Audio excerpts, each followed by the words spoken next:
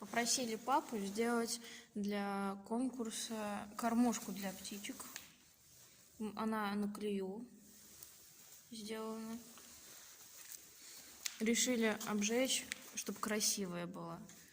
Сборку не успели заснять, потому что не было времени, и с телефоном была проблема. Такая она будет красивая.